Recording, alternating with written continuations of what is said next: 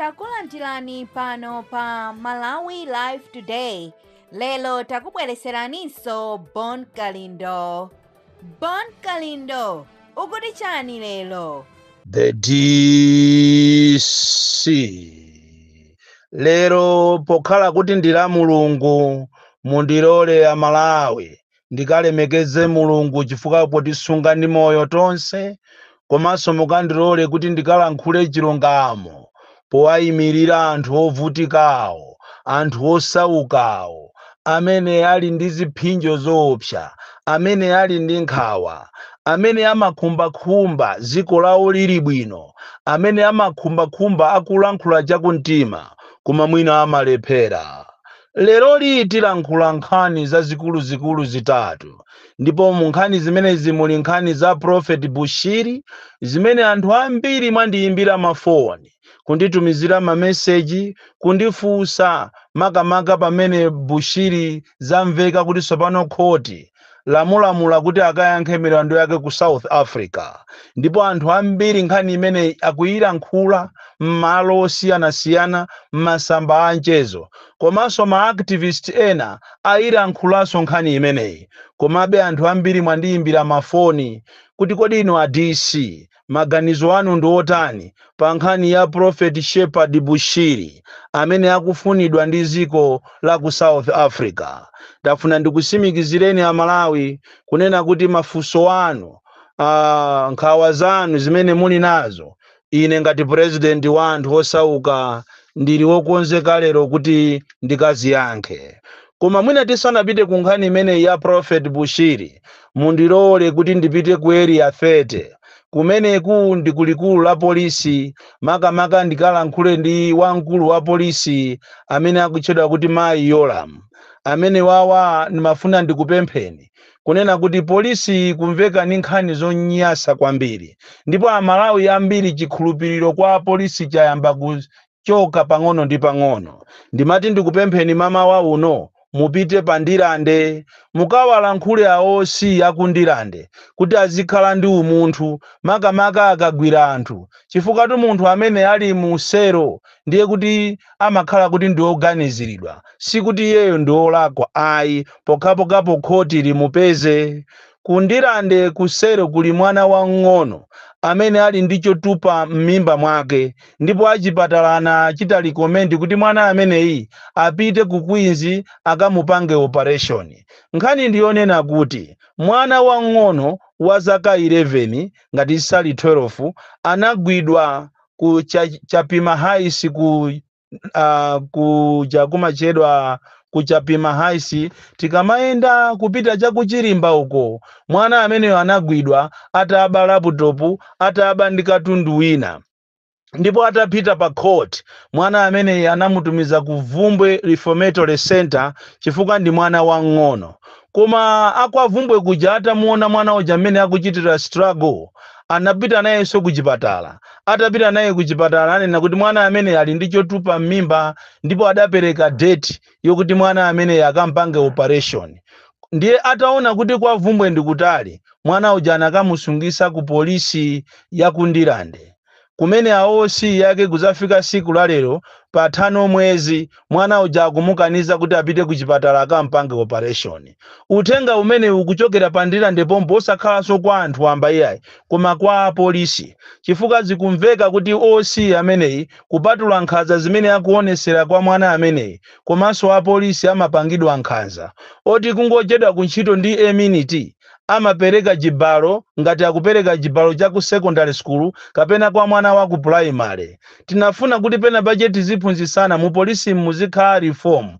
Polisi ya lero si polisi ya MCP kapena ya MYP kapena ya nthawi imene ya nthawi ya Weresike yozuza anthu. Aosi apandilande mukutchuka ndi mbiri zonyasa kwambiri, ndipo anthu akamakulankhulani mukumanena kuti iniyo muli ndi ma connections ndi chipani cha MCP ndipo palibe amene angakulangizeni. Taona lero mukumusunga mwana wang'ono ali ndi chotupa m'mimba, abale ake kulibe, ndipo mukupitiza kumalankhula mawu a mwano kumanena kuti iwe kwanu ndi kuthyolo kunachoka asogoleri oyipa kwambiri, ndipo ife a MCP tifuna tikukhawiliseni. Kodi tchimo la mwana ndilo kuti anabadwira kuthyolo? Taziganizirani muli inuyo kapena ali mwana wanu ali kundende akudwala sakudya chifukwa makolo a mwanayo kulibe. Nderero muzikamukaniza mwana kupita kuchipatala. Tiyeni ntchito zina zitikamagwira tizigwira with a human face. Tizikhala ndi umunthu pachina chiliyonse timene tikuchita, tizikhala ndi umunthu. Izizi zimene akupanga aosi akundilande ndi nkhani yoopsa kwambiri, nkhani yomvetsa chisoni kuti mwana wang'ono amene tchimo lake anangoba laputopu, ndiponso laputopu zimamveka kuti alipo anangomusungisa akuyenda musewu mwana uja anthu ndikumpeza nayo laputopu ija ana abasi iyeyo. Choncho mwana amene ujayo akuchita struggle, tikunena panopa akutha mwezi koma mwanayo sakudya, akuzunzika kwambiri kuja kumachedwa kundilande. Mwana amene anagwidwa ndi laputopu kuchapima haisi, akuchapima polisi anamtumiza kundilande, andilande anapita naye ku khoti, akhoti anamutumiza ku Vumbwe Reformatory Center. Ndikumamene akumene anamtumiza mwana uja kuti apite kuchipatala akudwala. Lero aosi apandilande akumuzuza mwana kwambiri. Kumene muliko Mulungu akuyendereni mwapaderadera bwana, chifukwa chimene mukupangacho ndikupha. Izi simukusiyanatu kwambiri ndi amfumu achiruwe akusite boundary uko kuzomba tikamapita ku Chikupira primary school. Amfumu amene waso inu anduna ona za maboma ang'ono mukuyeneranso muazuzule kapena muayendere kapena anthu wanu awaendere amfumu amene wa achiruwa akuja ni ku city boundary ku achiruwe city boundary kuzomba amene wawa akupanga sonkhaza anthu wawo amuzi. Ndipo munthu akangolakwa akumamumangirira pantengo pahafu pantengo kwina kuosafika pansi ndikumumanga ndi zingwe zijamasisira bokosi kumanda ndikumugonesa paujeni pantengopo atamangidwa munthu ali mmalere atamangidwa thupiroseri kummangirira pantengo kumpaka matope kumuthira mazi ndikumuthiranso jiteze. Amfumu amene wawa akuzomba achiruwe akuyeneranso nawonso ayenderedwe mwapaderadera. Anditu izizi za nkhaza zopanga mafumu sikuti ndiwo mukhawa watu achiruwe waya, aliko mafumu ena amene akuzunzika kopsa kuwazuza anthu awo akuzunzika chifukwa cha iwowo. Tinayenera tikamakhala m'maudindomu tiziganizira kunena kuti anthu amene tikuwalamulirawa nawonso ndi anthu amamvanso kupweteka monga mmene tingamverere ifeyo. Choncho nafuna Malawi ndiyambe ndi nkhani zimenezi za kuzomba za amfumu achiruwe amene akuzuza ma subjects yawo. Tikunena panopa kuzomba hospital kuli mzimayi amene siku la mademo atathawa anathawira mu chimanga, ndipo anthu anaganizira kuti mwina mzimayi amaaba chimanga osaziwa kuti akuthawa tiye gas. Anamugwira ndikupita naye kwa mfumu, ndipo amfumu ndo amene anali pa nambala 1 kummenya mzimayi pakana kumuthyola bondo oti kapu yake yasokonekera bondo lisanga yendeso chifukwa anayiswapo ndi hamala. Nkhaza zazikulu kwambiri kupangira anthu amuzi mwathu. Nzomvetsa chisoni ziko la Malawi tikuzuzana toka. So tikafika nkhani imene ya Prophet Bushiri, Amalawi ine sine wakumakhoti, ine sine lawyer, ine sine magistrate, koma ndikuyankhani zimene ine ndikudziwa ngati president wa anthu osauka. Bushiri uja ngati ati aphedwe ati amuphende Amalawi. Ngati kuli ziko limene lili ndi nsanje, ziko limene silikonda anthu ake ndi ziko la Malawi. Ndipo Amalawi ndife anthu otembereredwa kwambiri, chifukwa tikamuyang'ana ujeni Bushiri uja ndi munthu amene muziko linolo amalikonda. Kukachitika any disaster Bushiri amakhala pasogolo kuyang'anira kuonesesa kunena kuti kodi zinthu zili bwanji, kupereka zithandizo zosiyana. Ndipo Bushiri anayenera kukhala munthu amene akuyenera kutetezedwa ndi akulu aboma. Ife timaonapo maiko ena, taonapo maiko ngati maiko aku America, maiko aku Israeli, munthu wawo mmozi kungoti zachitika zina zache amachita intervene komatu siku no ku Malawi Amalawi ndi pamene amakondwera akamuona nzawo ali pa mavuto. Amalawi ndi pamene amasekerera motero kuti atangolengeza ku khoti kuja kuti Bushiri akuyenera kuti azipita ku South Africa kunali tu kukondwa. Anthu anakondwera koopsa amene ujaji Munyerere Chipako akaona ngati chani mwakuti Amalawi sitikondana pomwe maiko ena amati akangomuona wawo mmozi kuti khaya wagwidwa ziko lina amakhonza akuluakulu akumene kukupita ziko limenelo kukachita negotiate posachedwa pompano taona Tate Brothers amene anagwidwa ziko lina kwa ziko la America lapanga negotiate ndi kuwatenga the Tate Brothers abwereratu kwawo ku America. Koma siku noko timalolera kuti munthu athu akaphedwe motero kuti Bushiri uja akangochoka kunoko kupita ku South Africa muziwe kuti Bushiri uja akaphedwa. Andi tikayang'anisisa mkati muzonsezi akupanga ndi andale chifukwa andale wankutheka so kuti munthu uja anamudyera ndalama zache nkutheka kuti munthu uja amamuopa amaona ngati akhoza kuyimirira upresident koma ndikulakwa kweni tangoganizirani imene amathandizira Bushiri ujayo nthawi ya ma disaster amakhonza kugawa chimanga ziko lose ngati 2023 Bushiri anapanga chothekera ku ziko linolo kulithandiza ziko lopanda masomphenya asogoleri wokuba koma iye sanayang'anire zimenezo anaonesesa kuti wathandiza kupaka na mahelikopita kuchita haya munthu mmodzi. You mean to say munthu ngati amene uja simungamuteteze? Lero ndi pamene mukupanga maupo kuti munthu uja azipita ku South Africa. Kodi maiko enawo amateteza bwanji nzika zawo? Andi ndi ziko lombesa chisoni kwambiri even ku South Africa Congo kuli anthu amati akavutika asogoleri athu ali Congo alibe chidwi chopita ku ziko la ku South Africa kukakambirana nawo ma South Africans kuti Amalawi akuzunzika. Even in Mozambique Mozambique ngati kuli ziko limene anthu akuzunzikiramo ndi ku Mozambique amakhonza kubwera momuno ma Mozambicans ndi kuwakhapa anthu ngati chakujeni kumangochi kuwakhapa anthu kumakanjirako koma ziko la Malawi silimachitapo kanthu kuwalanda anthu malo awo koma ziko la Malawi silimachitapo kanthu. Ndipo ndizomvesa chisoni kwambiri kuti andale ndi anthu oyipa. Ma businesses ambiri muno Malawi even ma businessmen achita collapse chifukwa cha andale chifukwa cha nsanje. Asamuone munthu walemera amayamba kumusatira akampempha ndalama akaamana ndi pamene amampezera zifukwa. So kesi imene iyi ya Bushiri iyi sisi anapo ndi anthu ena olemera amene swapeza so mavuto Malawi momuno. Ku Malawi kunoko sitimakondana tilibe mtima otetezana kuti munthu uyu as long as ndi Malawi tiyeni timuteteze. Taonapo anthu ngati ampinga njira jawo atamangidwa koma anthu ena amakondwera kwambiri mpinga njira wamangidwa zayenda bwino amanyada amene jakaona ngati angakhale ndi banki koma yeti mpinga njirayo amathandiza ziko lino akuthandiza ngakhale matimu ampira. So nkhani ya Bushiri mukayiyang'ana that is a political matter and it has to be treated with a political solution and angachite hando nkhani imene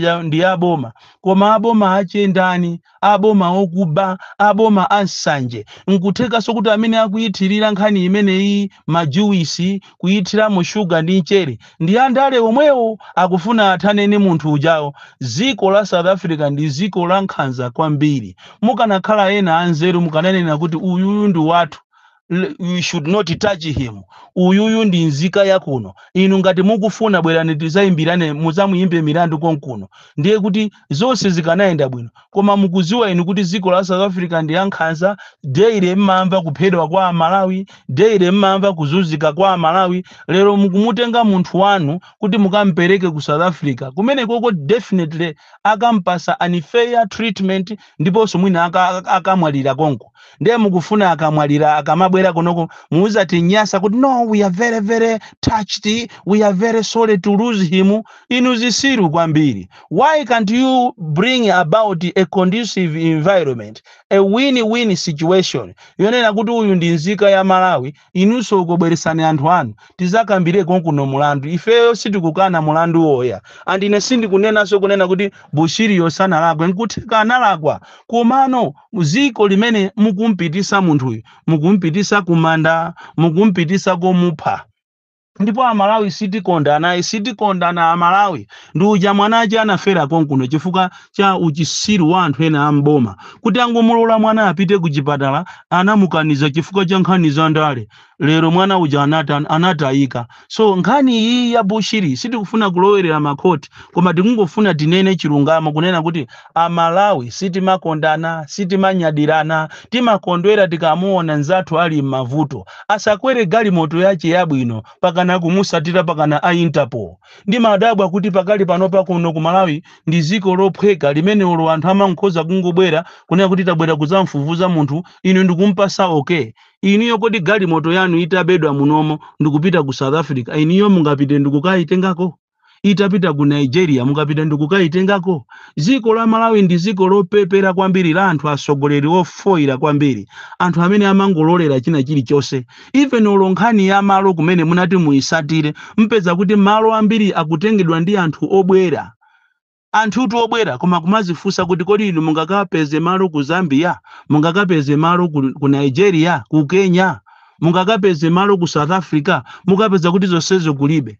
Ayena amakhoza kutumiza ndege yonse yatunthu ndikukangomutenga ku nzika yawo imodzi kaye awo amachedwa ati ma Israeli amakhoza kutenga munthu kupita ku America ku Afghanistan ndikukangomutenga ku munthu mmodzi ndikumakachita negotiate kuti munthu athu tipaseni inu a Russia koma osakhala kunoko ku Malawi ndi pamene mukuyisongezera nkhanija enaso mwina ndikumambera ndalama mu mbalimu kuti amene wawa usadanda uli titi tikuthandize ndife koma mukuziwa kuti imeneyo ndi nzika nditu nzika ya ziko lanu. Tikuona alendo ngakhale azungu akumabwera konkuno kumatenga ntchito za Malawi pakana tafika pophweka ndikumpanga munthu ndikukhala MP wathu okuti siwa ziko linotu ziko lophweka kwambiri ziko lomvesa chisoni ziko la Malawi limene ndi ziko lotembereredwa kwambiri. So Bushiri asaphwekerero Bushiri asaoneke chisiru lero Bushiri wathandiza ziko lino together ndi other pastors amene amafunira ziko lino labwino kuli aujenuku kuli anyangulu Pastor Nyangulu kuwaliranji uko kuli a Pastor Rasha Zimba uko kuli a Pastor Gondwe uko kuli a David Mbewe uko koma akapeza mavuto boma sili mathandizirapo ayi sanje beba yasisanje tankukhala ansanje even ma businessmen tikunena amo muno Malawi tapita nolompite ku MRA mukaone mmene anthu akulandirira treatment ya anthu azimayi ndi azimayi pali azimayi wozilimbikira ngati mmene alili munyache wa Grale ujayo Grale kulilongwe ndi nzimayi anamanga chimene chacho wa ma business koma kuona treatment imene amalandira pa boda akamabweresa zinthu zimene ziti zitukuleso ziko linolo kumamuchaja ngati ndi obwera.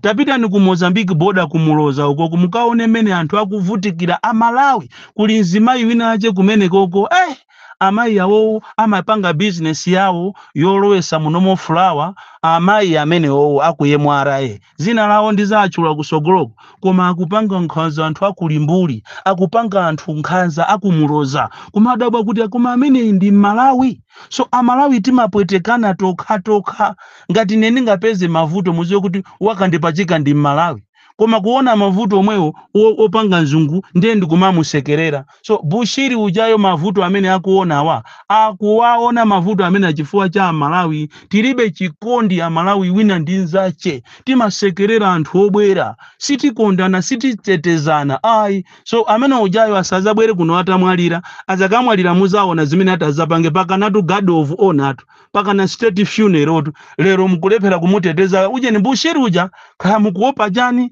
kaya mulini ndalama zache koma ndinu zisiru kwambiri anthu osakondana eniyo anthu amene muli okuba basi chimene mukuziwa ndi kuba palibe chimene munga mpangire Malawi nzanu. You don't want to protect one another. Bon Kalindo the DC mwana woopsa kwambiri the most deadly and dangerous child from Jeza village TA Mabuka box 76 Mulanje Malawi Southern Africa. Ndengati anthu olemera akuzunzika chonchi kuli bwanji wosauka.